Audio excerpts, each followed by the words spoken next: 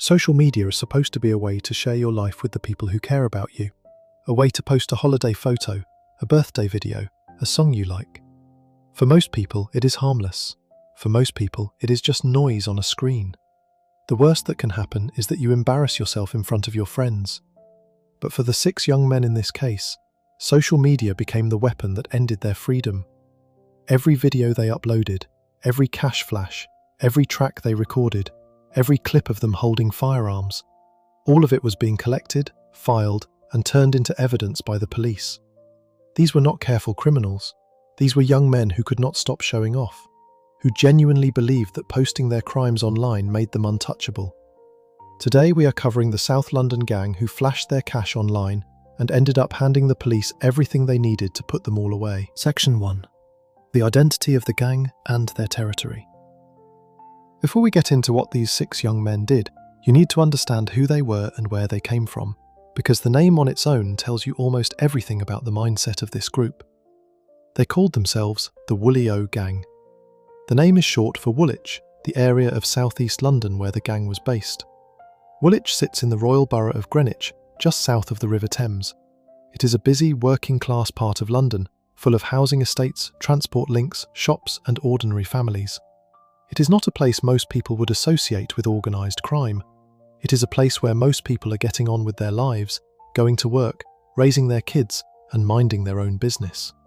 But within this normal South London community, a group of young men were quietly building something dangerous. The Woolly-O Gang was made up of 6 men aged between 18 and 28. Some of them were teenagers when this all began. Others were grown adults in their late 20s who really should have known better. Their addresses spanned a wide stretch of southeast London. One lived in Woolwich itself. One lived in Charlton just up the road. Another in Eltham. Another in Abbey Wood. Another in West Norwood. And one was based in Lambeth, a bit further into central South London. So this was not a tiny crew operating from a single tower block or a single street. This was a network, a loose group of friends, associates, and partners in crime who were spread across multiple postcodes, but who all came together under one name, one identity, one reputation they wanted to build. And that reputation was the problem, because the Woolly-Os were not interested in being a quiet, hidden group of criminals. They wanted everybody to know who they were. They wanted rival gangs to fear them. They wanted to be seen as serious. And in the modern world, the way young men prove themselves to be serious is by posting it online for the entire world to watch. The Woolly-Os filmed themselves. They made videos. They posted on social media. They made drill music tracks that referenced real violence and real enemies by name. They handled firearms in front of the camera. They flashed cash. They built a whole online persona designed to look glamorous, intimidating, and untouchable. And while they were doing all of this, the police were watching. Not just one police force, but 2. The Metropolitan Police in London were aware of them. Essex Police, just outside London, were about to become very interested in them too. Because the gang was about to make one of the biggest mistakes of their lives. They were about to leave their home turf and travel out of London into Essex, to commit a crime that would lead investigators straight back to everything they had ever posted online. What started as a simple meeting in a quiet town just outside London ended up being the moment that brought their entire operation crashing down. And the strange thing is, the crime itself was not even the worst thing they had done. It was just the one that got caught first. Section 2. The 6 convicted members. Now let us actually meet the 6 men who made up this gang, because when you hear the name Woolly-O, it sounds like a faceless group. But this was not a faceless group. This was 6 individuals with names, ages, addresses and lives, and every single one of them is now sitting behind bars because of choices they made together. The first member, and the one who received the longest sentence by far, was Dafe Oregon. He was 22 years old. He lived on Eddington Road in Abbey Wood, a residential area in the southeast of London. Oregon ended up being treated by the courts as one of the most serious offenders in the group. He was given 15 years in prison. That is not a small number. That is more than a decade and a half of his life. Gone. He was 22 when he was sentenced. By the time he gets out, even with good behaviour and the usual reductions, he will be in his 30s at the earliest. His 20s are over. The second member was Karan Singh. He was just 19 years old at the time of sentencing. He lived on Sandy Hill Road in the SE18 postcode, which covers Woolwich. Singh was handed 9 years behind bars. Think about that for a moment. A 19-year-old facing 9 years in prison. He will be 28 by the time that sentence is served in full. Almost his entire decade of being a young adult. Lost. The third member was Stephen Aveley. He was the oldest of the group at 28 years old. He lived on Irwood Road in Charlton. Aveley was sentenced to 5 years in prison. Out of all the gang members, he was the one who really should have known better. He was not a confused teenager being led astray. He was nearly 30. He had presumably had time to figure his life out, get a job, build something for himself. Instead, he was running with a gang of teenagers and 20-somethings, posing with weapons, and ended up with a half-decade prison sentence to show for it. The fourth member was Rakib Ladega. He was 23 years old. He lived on Westhorn Avenue in the SE9 postcode, which covers Eltham. Ladega received 4.5 years originally, but his sentence was later increased on appeal, which we will come back to. Ladega is an important figure in this story because his face appeared in one of the most damning pieces of evidence the police ever recovered. We will get to that as well. The fifth member was Brian Adu. He was just 19 years old. He was the youngest member of the gang at the time of sentencing alongside Singh. Adu received 4 years originally, plus an extra 6 months running at the same time for a separate weapon offence. His sentence was also increased on appeal. Adu is the figure at the very centre of how this entire investigation cracked open. When you hear the rest of the story, you will understand why his name comes up more than any other. The sixth and final member was Gabriel Adepoju. He was 23 years old. He lived on Romney Road in the SE27 postcode, which covers West Norwood. Adepoju received 4 years in prison. He was at the lower end of the sentencing range, but he was still convicted of 2 separate serious offences relating to the gang. When you add all of those original sentences together, the total comes to 41.5 years behind bars. 6 men, 6 prison cells, 41.5 years of their lives gone in a single sentencing hearing. And all of this was handed down on Friday the 28th of March 2025 at Basildon Crown Court, which is in Essex, just outside London. That is important to remember. They were sentenced in Essex, not in London, because as you are about to find out, the moment that brought all of them down did not happen on their home turf in South London. It happened in a quiet town in Essex. Now there is something important to understand about the way these sentences were given out. Not all of the men were facing exactly the same charges. 4 of them, Adu, Aveley, Ladega and Adepoju, were charged with conspiracy to possess a firearm with intent to cause fear of violence. That is a serious charge, but not the most serious version of the offence. The other 2, Oregon and Singh, were charged with the more serious version, conspiracy to possess a firearm with intent to endanger life. The difference between those 2 charges is exactly what it sounds like. One says you had a weapon to scare people. The other says you had a weapon to end someone. Oregon and Singh were also charged with a second offence on top of that. They were accused of trying to interfere with the investigation itself, trying to cover their tracks, trying to silence witnesses. The legal term for that is perverting the course of justice. Those extra charges, and the fact that Oregon and Singh refused to admit what they had done, are the reasons why those 2 received the longest sentences in the room. The other 4 had pleaded guilty on the very first day of the trial. They had accepted what was coming and tried to reduce their sentences by holding their hands up early. Oregon and Singh chose to fight the case instead. They lost. Before we move on, if you're enjoying this analysis, please consider subscribing. It helps the channel tremendously. But before any of these 6 men ever stood in front of a judge, before any sentence was ever handed down, the entire investigation had to start somewhere. And that somewhere was a quiet evening meeting in a small Essex town, one that the gang thought was going to be an easy bit of cash, but ended up being the beginning of the end. Section 3. The Aveley robbery, the domino that started everything. The date was Monday the 20th of November 2023. The location was Aveley, a small, quiet town in the county of Essex, just outside the eastern edge of London. If you have never heard of Aveley, you are not alone. It is the kind of place most people drive past without even noticing. It is residential. It is unremarkable. It is the last place anybody would expect to be the setting for the moment that brought down a South London gang. But that is exactly what happened that evening. 3 men had agreed to meet members of the Woolio gang in Aveley. The reason for the meeting was, on the surface, completely innocent. The 3 men were there to buy phones. That was the deal. They had £4,000 in cash on them. They had agreed a price. They had agreed a location. They had agreed a time. And they had travelled to that meeting expecting to walk away with some phones and hand over their money. A normal transaction. The kind of thing that happens every single day in cities all over the country. But the Woolios were not actually there to sell phones. They were there to take the cash and give nothing back. The whole thing was a setup, a trap.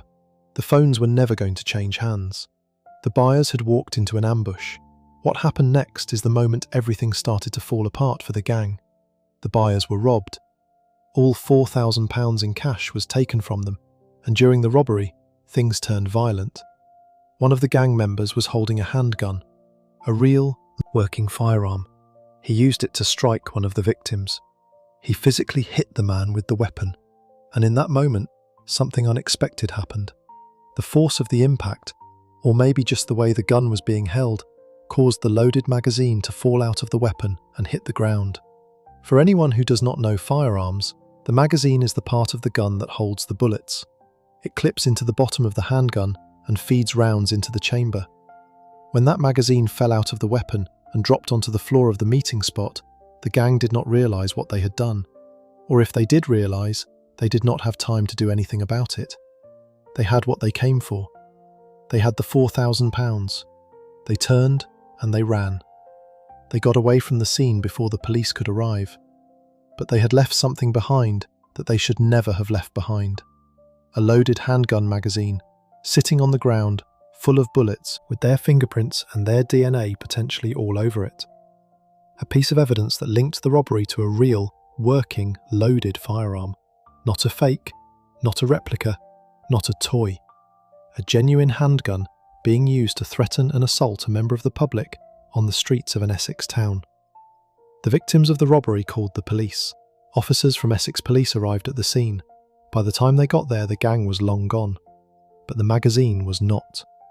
The officers found it exactly where it had fallen. They secured the scene, they started the investigation. And from that single dropped piece of metal, the entire case began to grow. Now think about how stupid this whole situation was from the gang's point of view. They had travelled from South London out to a quiet town in Essex.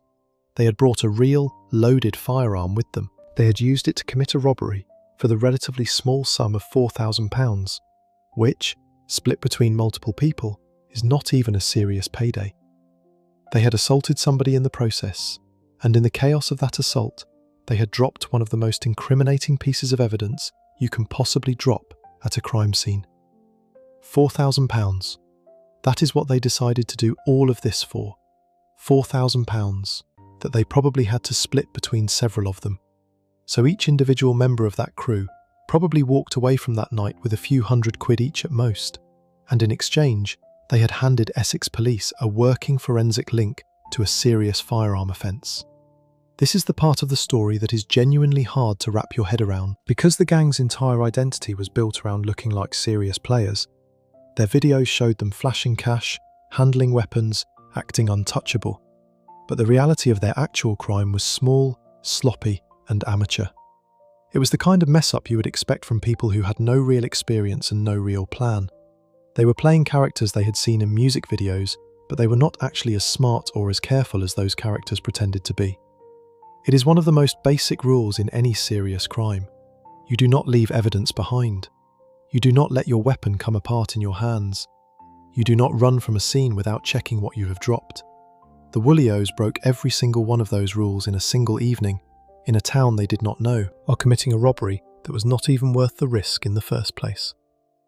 Essex Police now had a magazine. They had witness statements from 3 terrified victims. They had a description of the gang members. They had a crime scene to process, and they had something else, something far more important, that they did not even know about yet. Because the next morning, when officers returned to the area to follow up on their initial inquiries, they were about to bump into one of the gang members in person, in broad daylight, with the most ridiculous excuse for being there that you have ever heard. Section 4. Brian Adu's arrest and the phone that brought down a gang. The morning after the Aveley robbery, the sun came up like any other day. The victims were probably still in shock. The police were still processing the scene from the night before, and the Woolios were probably back in South London, thinking they had got away with it. They had the cash. They had got out before the police arrived. As far as they were concerned, the job was done. But Essex police were not finished. Officers had returned to the area that morning to carry out further inquiries. Standard police work, knocking on doors, looking for witnesses, checking the surroundings in daylight to see what they might have missed in the dark. They were doing the slow, methodical part of an investigation that nobody on television ever shows you. The boring part, the part where most cases are actually solved. And while they were doing that, they spotted somebody. A young man. He did not belong to the area. He looked out of place. The officers approached him to find out who he was and what he was doing there. That young man was Brian Adu. He was 19 years old at the time, and he had returned to the scene of the robbery the very next morning. Why he came back has never been fully explained, but you can guess. He had probably realised, along with the rest of the gang, that they had dropped that handgun magazine the night before. They knew it was missing. They knew if the police found it, it could lead to all of them. So somebody had to go back and try to get it, and the person who got the job was Adu, the youngest member, sent back to the danger zone to clean up the gang's mistake. The problem is that the police had already found the magazine. They had recovered it the night before. By the time Adu arrived to look for it, it was already in an Essex police evidence bag. When the officers approached Adu and asked him what he was doing there, his response is one of the most laughable parts of this entire case. He told them he was cleaning his shoes. That was his explanation. That a young man from South London had travelled out to a quiet residential area in Essex on the morning after a violent armed robbery had taken place a few feet away to clean his shoes. The story does not make sense for even a second. It is the kind of excuse a child would come up with on the spot when they got caught doing something they should not be doing. But this was not a child. This was a 19-year-old man involved in serious gang activity, and that was the best he could come up with. The officers were not buying it. They searched him, and when they did, they found that he was carrying a large bladed weapon on him. To be carrying a weapon like that in a public place is a serious offence on its own in the UK.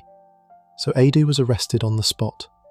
Right there, in broad daylight, standing on the same street where his gang had committed an armed robbery less than 24 hours earlier, holding a weapon, giving the worst excuse imaginable. He was taken to the station, he was processed, and during that process his mobile phone was seized. That single decision, the seizure of one phone from one teenager, is the moment the entire Woolio gang ended. Because what was on that phone was beyond anything Essex police could have hoped to find. When detectives examined the contents of Adu's phone, they did not just find a few suspicious messages. They did not just find one or two questionable photos. They found a vast library of material that linked him and the people he was associated with to serious organised gang activity. The phone was, in effect, a complete record of the gang's behaviour over a long period of time. It was as if the Woolios had been keeping a digital diary of every dangerous thing they had ever done, and now that diary was sitting on a desk in front of a team of investigators. There was footage of the gang handling firearms, real, working weapons being passed around, posed with, filmed up close. There were references to the criminal use of those firearms. There were messages between gang members. There was content discussing rival gangs. There was material that referenced past acts of violence.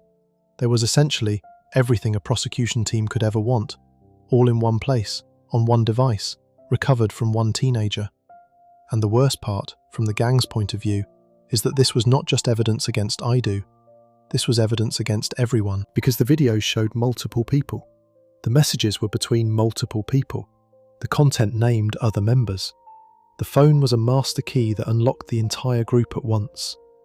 There is a lesson here that goes way beyond this case. Young people today live their lives on their phones. Every text, every video, every photo, every voice note. It all goes through one device that they carry with them everywhere.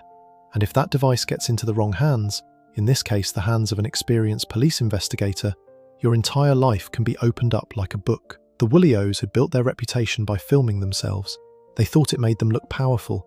They thought it would make rivals back down and admirers look up. But the second one of those phones was seized, every single one of those videos became something else entirely. They became evidence in a Crown Court trial. Before we move on, if you're enjoying this analysis, please consider subscribing. It helps the channel tremendously. But the most damaging single piece of content on that phone was something far more specific than just gang footage. It was one particular video, a video so direct, so threatening, and so reckless that it changed the entire shape of the case. And the man at the centre of that video was not Idu himself. Section 5. The bullet assignment video. This is the part of the story where you understand exactly why these young men ended up where they ended up. Because among all the videos, all the messages, all the photos on Brian Idu's phone, there was one piece of content that stood out above everything else. A single video that prosecutors, judges, and senior police officers would later point to as one of the most damning items they had ever seen recovered from a gang member's device. That video featured Rakib Ladiega, the 23-year-old from Westhorn Avenue in Eltham, one of the 6 men who would later stand in the dock at Basildon Crown Court. In the video, Ladiega was doing something so brazen, so reckless, and so direct that it almost defies belief. He was assigning bullets to specific people by name, real people, named individuals from rival gangs in London. He was, on camera, going through who was going to get what, who was the target, who was on the list, who they had in mind. He was not being subtle about it. He was not using clever wordplay or hiding behind metaphors. He was naming names and pairing those names with rounds of ammunition. This was not music. This was not a creative project. This was not a lyric written for a track. This was a member of the Woolio gang on his own phone, with other gang members around him, openly speaking about who they were planning to harm with the firearms they had been filming themselves with. And that video had been saved. It had been kept. It had been passed around between phones, and it ended up sitting on Brian Idu's device, where it was eventually found by the very police officers it would later help to convict the entire group. Now think about why this video matters so much from a legal point of view. When somebody is charged with conspiracy to possess a firearm, the prosecution has to prove 2 things. They have to prove that the person was part of a group plan to have the weapon, and they have to prove what the weapon was for. Just having a gun on its own is one thing. Having a gun with a clear plan to use it against named people is something far more serious. The video gave prosecutors exactly that. It removed every defense the gang could have come up with. A gang member could have stood in court and said, the gun in those photos was a fake. The video could have been acting. The whole thing was just for show. We never had any real plan. We were just being stupid. Those defences might have worked in some cases, but they could not work here, because Ladiega had not been performing. He had not been freestyling for a music video. He had been calmly, deliberately, going through a list of targets, with the camera rolling, and his face fully visible. The legal weight of that single video cannot be overstated. It is one of the reasons why so many of the gang members made the decision to plead guilty on the very first day of their trial. Their lawyers would have looked at that footage and known immediately that there was no fight to be had. The evidence was too clear. The footage was too direct. Going to trial and losing would only mean a longer sentence at the end of it. Pleading guilty was the only sensible move left. And the bullet assignment video was just one piece of what the phone contained. There was more. So much more. Investigators also found messages, conversations between gang members, and those messages were not vague, they were specific. There were messages celebrating a shooting that had happened to a member of a rival gang. The Woolios had not just been involved in violence themselves, they had been actively cheering on violence against the people they considered enemies. They were not even trying to hide their attitude towards what was happening on the streets they came from. They were enjoying it, in writing, with timestamps, on a device that would later be sitting in police custody. There were also messages that showed the gang panicking after the Aveley robbery, conversations about the dropped magazine, discussions about how to get it back, plans about how to deal with the mess they had left behind in Essex. This was the gang in real time, on the morning of the 21st of November 2023, working out how to clean up after themselves. And every single one of those messages was now in the hands of investigators. But there was one more category of message that turned out to be just as serious. There were communications relating to the victim of the Aveley robbery, the man who had been struck with the handgun, the man who had lost £4,000, the man whose statement to the police could put the entire gang behind bars. The Woolios were not just talking about him, they were trying to put pressure on him, trying to make him change his mind about supporting the prosecution, trying to scare him out of being a witness. This is what is legally called perverting the course of justice. It is the offence of trying to interfere with the workings of the legal system itself, threatening witnesses, tampering with evidence, trying to twist a case from the outside. And it is treated incredibly seriously by the courts because it strikes at the very ability of the justice system to function. If witnesses can be silenced, the whole system breaks down. So judges always come down hard on people who try it. Two of the gang members, Dafe Oregun and Karan Singh, would later be charged with this exact offence. The reason their sentences ended up being so much longer than the others is partly because of this. They were not just gun criminals, they were also people who had tried to bend the justice system to their will, and the courts made them pay for it. The phone had given investigators everything they needed, but Essex police were not the only ones interested in what was on it. Section 6. The two Cherry Orchard estate shootings. While Essex police were sitting on a treasure trove of evidence from Brian Adu's phone, the Metropolitan Police back in London were already running their own investigations. Because the Woolios had not just been a gang that talked a big game online, they had been a gang that had actually used the firearms they were filming themselves with, and the place they had used them was a residential housing estate in Charlton called Cherry Orchard. Cherry Orchard Estate is exactly what it sounds like. It is a community of homes. People live there. Families, older residents, working people, children walking to school. It is not a war zone. It is not a no-go area. It is the kind of normal South London estate where most days are completely uneventful. But in the autumn of 2023, that estate became the scene of two separate shootings, weeks apart, both linked to the same gang. The first shooting took place in October 2023. The exact details of what happened that day were partially pieced together by detectives from the Metropolitan Police's Trident Crime Command. Trident is a specialist unit within the Met that focuses specifically on gun crime in London. They are the team that get called in when shots are fired in the capital. They are the people who deal with the most serious end of the city's firearms problem. And in October 2023, they were called to Cherry Orchard Estate. When officers arrived, they began the standard process of securing the scene and looking for evidence. 2 shell casings were recovered from the area. Both were 9mm rounds. That is a specific type of ammunition used in handguns, the same type of weapon that the Woolios had been filming themselves with, the same type of weapon that would later be used in the Aveley robbery. But there was something strange about this first shooting. The Trident detectives could not figure out who the target had been. Nobody had been hit. Nobody had been injured. There was no clear victim. The shots had been fired, the casings had been left behind, and whoever the shooter or shooters had been aiming at had either escaped without a scratch or had never actually been there at the right moment. The intended target of that first shooting has, to this day, never been identified by the police. That tells you something important about how the gang was operating. These were not professional contract killers carrying out precise jobs. These were young men with weapons, firing rounds in a residential area, possibly missing whoever they were aiming for, possibly trying to send a message rather than actually hit somebody. Either way, 2 real bullets had been fired in a public space where families lived. 2 pieces of metal had ended up in walls, or in the ground, or in places where they could just as easily have ended up in a member of the public going about their day. 2 casings had been recovered as evidence, and the case, at that point, had no leads. The second shooting at Cherry Orchard Estate happened a few weeks later, in November 2023. This time, things were very different. This time, somebody actually got hit. The gang's bullets found their target.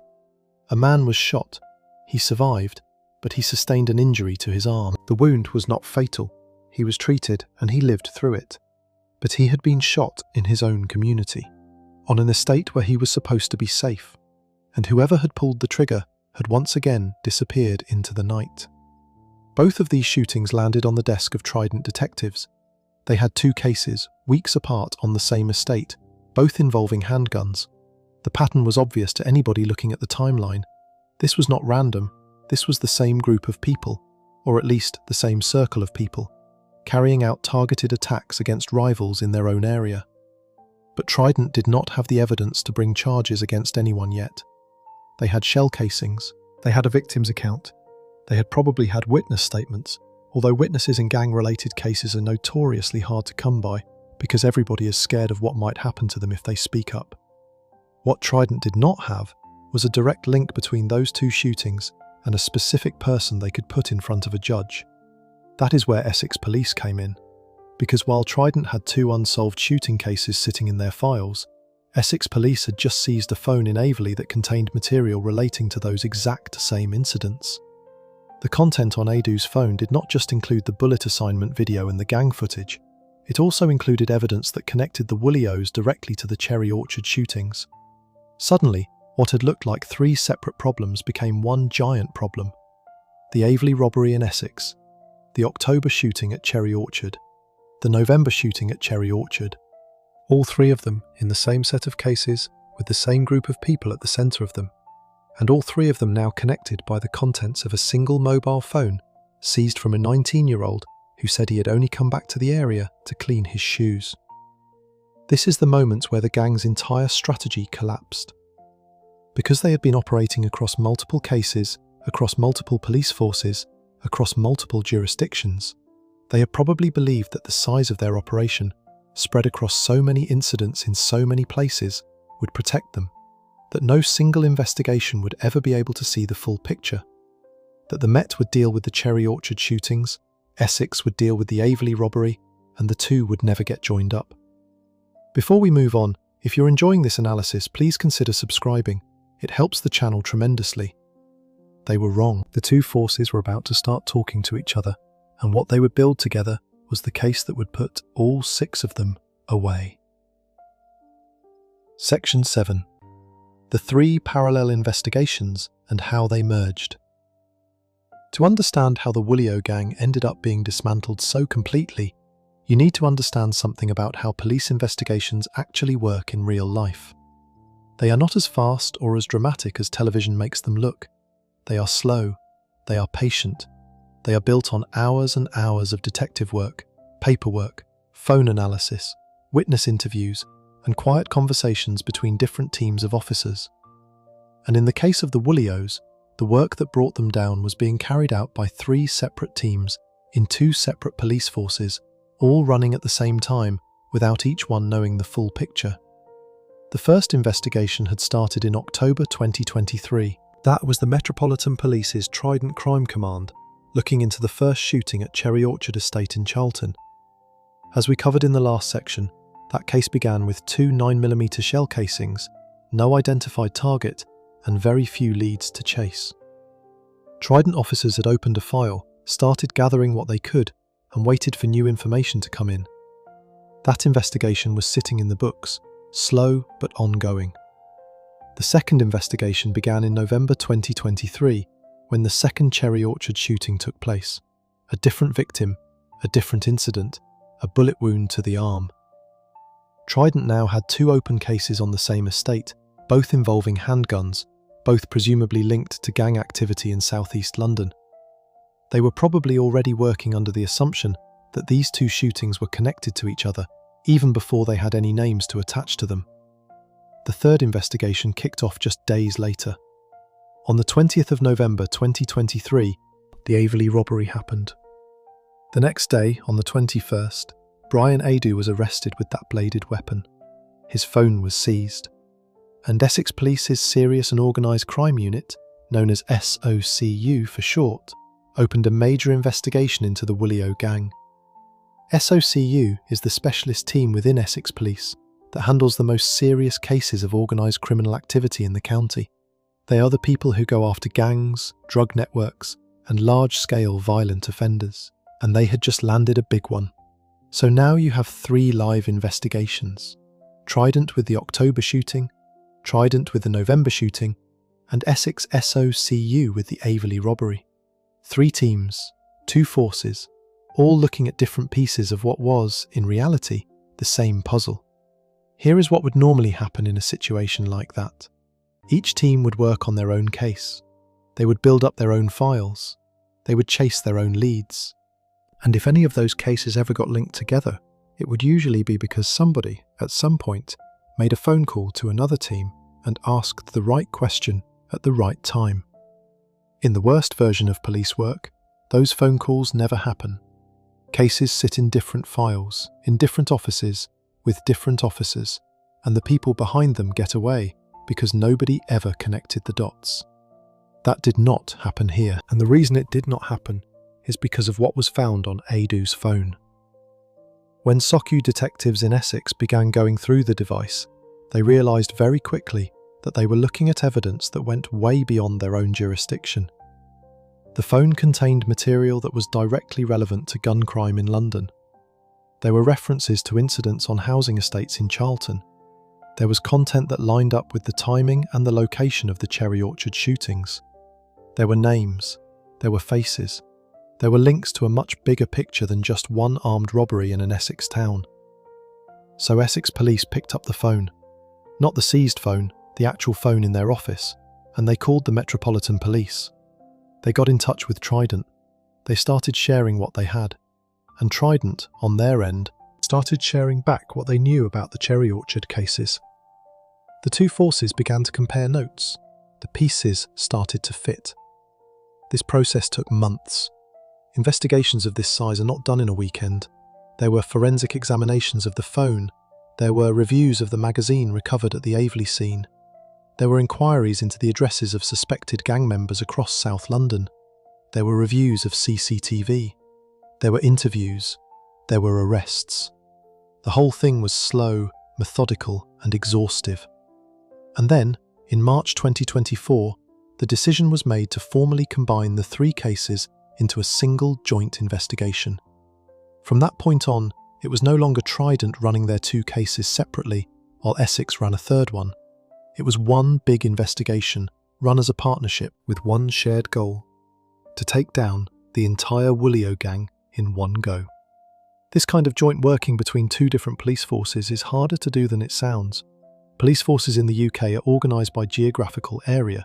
Each one has its own management, its own resources, its own priorities. Getting 2 forces to work together as one team requires real cooperation. It requires senior officers on both sides to commit time, money, and people to a shared effort. It requires constant communication, and it requires trust between the officers on the ground. What you saw with the Woolio case was that cooperation actually working the way it is supposed to. Essex SOCU and Met Trident shared everything. They built one big case file together.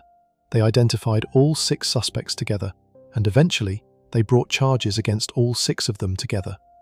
The total amount of work that went into this took, in the end, roughly 18 months from the start of the original investigation in October 2023 to the moment the gang was sentenced in March 2025. But before sentencing could ever happen, all of that work had to be tested in front of a jury, and that is when 2 members of the gang made a serious mistake. Section 8. The trial, pleas, convictions, and the 2 who tried to lie their way out. The trial of the Woolio gang began on Monday the 2nd of December 2024 at Basildon Crown Court in Essex.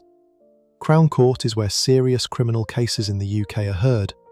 It is a step up from a magistrate's court. It is where you go when the offences are too serious, the sentences are too long, and the evidence is too complex for a lower court to deal with. For all 6 members of the Woolio gang, this was the room where their futures were going to be decided. But on the very first day of that trial, something happened that changed the entire shape of what came next. 4 of the 6 men decided not to fight the case at all. They walked into court, listened to the charges being read out against them, and pleaded guilty.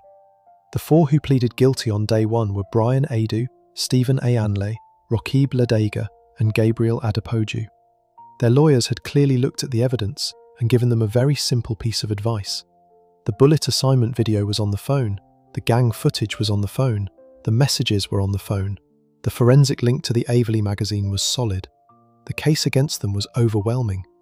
Going to trial and losing would only mean a longer sentence at the end of it. The smart move was to admit what they had done early, accept responsibility, and try to reduce their sentences as much as possible by holding their hands up before a jury was ever sworn in. In the UK justice system, pleading guilty at the earliest opportunity is one of the only real ways for a defendant to bring their own sentence down. Judges are allowed to give a discount on the final sentence for an early guilty plea. The earlier you plead, the bigger the discount can be. Pleading guilty on day 1 of a trial is right at the edge of when that discount is still available. So those 4 men were doing the only sensible thing left for them to do. They were trying to limit the damage. But 2 members of the gang refused, Dafe Oregon and Karen Singh. The 22-year-old from Abbey Wood and the 19-year-old from Woolwich. They were not pleading guilty. They were going to fight the case. They were going to stand in front of a jury, take the witness stand, and try to convince 12 members of the public that they had not been involved in any of this.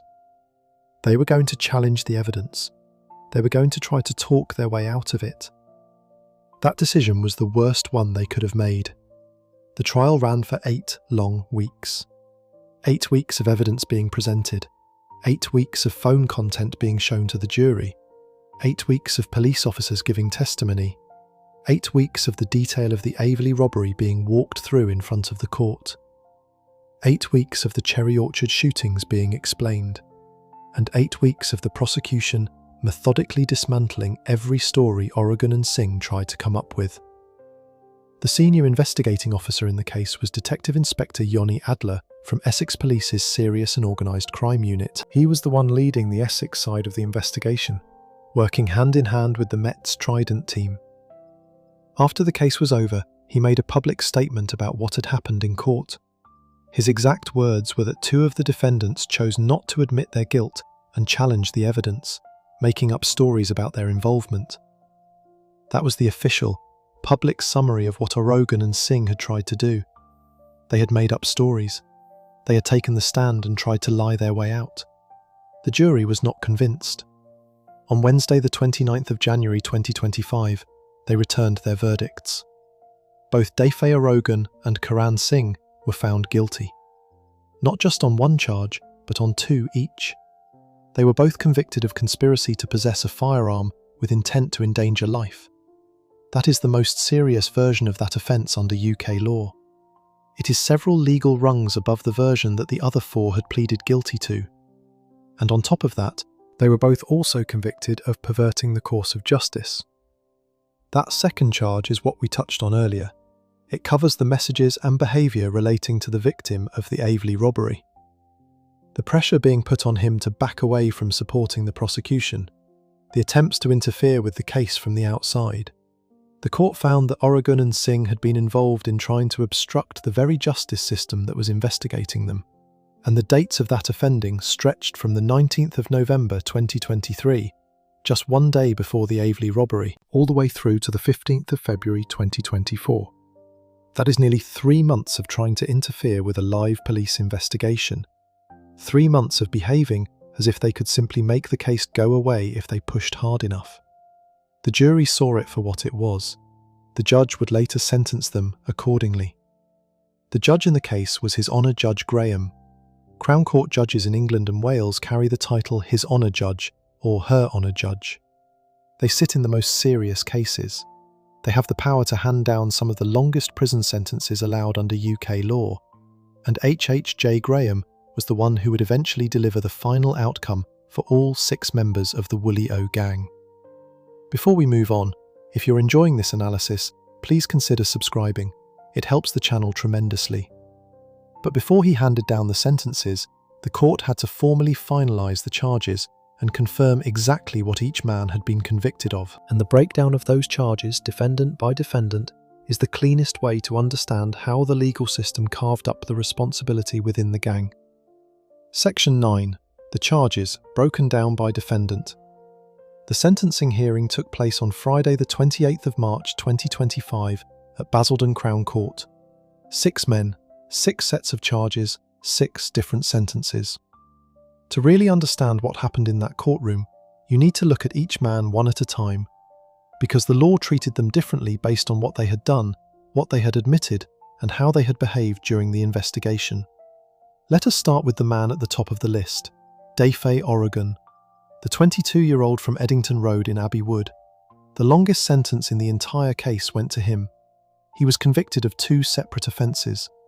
The first was conspiracy to possess a firearm with intent to endanger life, covering the period between the 23rd of October 2023 and the 22nd of November 2023. That month-long window covers both Cherry Orchard shootings and the run-up to the Aveley robbery.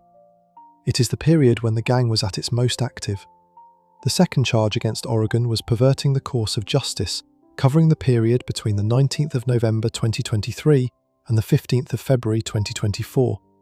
That is the period when the gang was trying to interfere with the investigation. For both offences combined, Dafe Oregon was sentenced to a total of 15 years in prison, the longest sentence handed down to anyone in the group. Next was Karan Singh, the 19-year-old from Sandy Hill Road in the SE18 postcode. He was convicted of the exact same 2 offences as Oregon, covering the exact same time periods: conspiracy to possess a firearm with intent to endanger life, and perverting the course of justice. The same charges, the same conduct, the same trial. But Singh received a shorter sentence. He was given a total of 9 years in prison. The reason for the difference between his sentence and Oregon's would have come down to the judge's view of how serious each of their individual roles in the gang had been. Oregon was treated as a higher-level player. Singh was treated as a serious offender, but slightly lower down the chain. Then we move on to the 4 men who pleaded guilty on the first day of the trial. Stephen Ayanle, the 28-year-old from Irwood Road in Charlton, the oldest member of the gang. He pleaded guilty to 1 charge: conspiracy to possess a firearm with intent to cause fear of violence, between the 23rd of October 2023 and the 22nd of November 2023. Notice the difference in wording here. Oregon and Singh were charged with intent to endanger life. Ayanle was charged with intent to cause fear of violence. Both are serious offences, but the second is a step down in seriousness. The legal definition of cause fear of violence is that the weapon was being held in a way that was meant to scare people. Endanger life is the next level up, which means the weapon was being held in a way that put real human lives at risk. Ayanle received 5 years in prison. Next, Rakib Ladega, the 23-year-old from Westhorn Avenue in the SE9 postcode, the man who appeared in the bullet assignment video. He pleaded guilty to the same single charge as Ayanle: conspiracy to possess a firearm with intent to cause fear of violence, covering the same time period of the 23rd of October to the 22nd of November 2023. He was originally sentenced to 4 years and 6 months in prison. Then there was Brian Adu, the 19-year-old whose phone seizure had brought the entire case down. He pleaded guilty to 2 offences. The first was conspiracy to possess a firearm with intent to cause fear of violence between the 23rd of October and the 22nd of November 2023. The same charge as Ayanle and Ladega.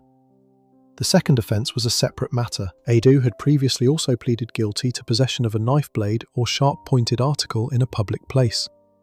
That charge related to the bladed weapon found on him at the Aveley scene on the 21st of November 2023. The 2 offences were sentenced together. Adu was originally given 4 years for the firearms offence, with a separate 6-month sentence for the bladed article running at the same time. The last of the 6 was Gabriel Adepoju, the 23-year-old from Romney Road in the SE27 postcode. He pleaded guilty to 2 offences as well. The first was conspiracy to possess a firearm with intent to cause fear of violence, again between the 23rd of October and the 22nd of November 2023. The second was conspiracy to pervert the course of justice between the 19th of November 2023 and the 15th of February 2024. So Adepoju, like Oregon and Singh, was also caught up in the cover-up side of the case. But because he had pleaded guilty early, he was treated more leniently than the two who had fought the trial. Adepoju was sentenced to 4 years in prison. When you add all 6 of those sentences together, you get a total of 41.5 years behind bars. 6 men, 6 sentences, 41.5 years between them. All for the actions of one gang, in one autumn, in 2023. There is something worth pausing on here. The biggest factor that decided how long each man stayed in prison was not just what they had done, it was how they had behaved when they got caught. The 4 who admitted their guilt early walked away with sentences between 4 and 5 years. The 2 who fought the case got 9 and 15 years. So the price of denial, of trying to lie their way through a Crown Court trial, of putting the victims and the public through 8 extra weeks of court time, was anywhere between 4 and 11 extra years in prison. That is a brutal lesson in what happens when you refuse to take responsibility. But even after sentencing, this case was not over. There was one more legal twist still to come. Section 10. The Court of Appeal. Sentences increased. Under the unduly lenient sentence scheme, most criminal cases end at sentencing. The judge hands down the prison time, the defendants are taken away to begin their sentences, and the case is closed. But the Woolio case did not end on the 28th of March 2025, because not everybody was happy with the sentences that had been given out. In the UK justice system, there is a legal route that allows the government itself to challenge a sentence that has been handed down in a Crown Court. It is called the unduly lenient sentence scheme. The way it works is fairly straightforward. If a senior law officer of the government believes that a sentence handed down by a Crown Court judge was too soft for the seriousness of the crime, they can refer that sentence to the Court of Appeal. The Court of Appeal is one of the highest courts in the country. Its judges have the power to look at the original sentence, decide whether it was inside the range of what a reasonable judge could have given, and increase it if they think it was too lenient. That is exactly what happened with the Woolio case. The Solicitor General is one of the most senior legal officers in the UK government. At the time, the Solicitor General was Lucy Rigby KCMP. KC stands for King's Counsel, which is a senior legal title in the UK. MP stands for Member of Parliament, meaning she also held an elected seat in the House of Commons. She was, in other words, both a top lawyer and a serving politician at the same time. And after looking at the Woolio sentencing, she made the decision to refer the entire case to the Court of Appeal. All 6 sentences, every single one of them, sent up the legal chain to be reviewed by senior judges. The Court of Appeal hearing took place on Friday the 20th of June 2025. That was just under 3 months after the original sentencing at Basildon. The judges sat down, looked at the case file, listened to the legal arguments, and made their decisions one defendant at a time. Out of all 6 sentences, only 2 were actually increased. The judges decided that the original sentences for Brian Adu and Roqeeb Ladega had been too lenient. Both were the youngest 2 defendants who had pleaded guilty. Both had received roughly 4 years originally. The Court of Appeal looked at the seriousness of their conduct, the gravity of being a member of an armed gang, and the wider context of what the Woolios had been doing across South London and Essex, and decided that 4 years was simply not enough. So both sentences were bumped up to 5 years each. Adu's sentence was adjusted to 5 years and 9 months in total, once his bladed article offence was taken into account. Ladega's was set at 5 years. For the other 4 defendants, the result was different. The appeal judges looked at their sentences and decided not to increase them, but they did not say the original sentences were perfect. The official ruling was that while their sentences may have been on the lenient side, they were not outside the range of sentences open to a reasonable trial judge. That is an interesting bit of legal language. It means the Court of Appeal looked at the original sentencing and basically said, "We might have given you longer if it had been us," but the original judge was within his rights to give what he gave. So while the Court of Appeal did not lift the sentences higher, they did publicly comment that the original numbers had been on the soft end. The reaction from those involved in the case was very clear. Lucy Rigby, the Solicitor General who had referred the case in the first place, made a public statement after the appeal ruling. She said the Woolios had been a ruthless gang who boasted about their criminal activities online while using dangerous weapons to terrorize and threaten communities. Those were her exact words. She made it clear that the work of the police had been outstanding, that the original investigation had been thorough, and that the increased sentences for Adu and Ledega were the right outcome. Detective Inspector Yoni Adler, who had led the Essex police investigation from the beginning, also gave his view of the appeal ruling. He said that justice must be served, especially when firearms were involved. He said the appeal had not been about debating the facts of the case, because those had already been established in court. He said the appeal court had simply confirmed the view that the original sentence was too soft and that the new outcome was a more fitting one. His final line on the appeal ruling was that this was a result that ensured justice was not only done, but seen to be done. That last phrase is an important one. It is an old principle in the British legal system. The idea is that for justice to mean anything, it has to be visible.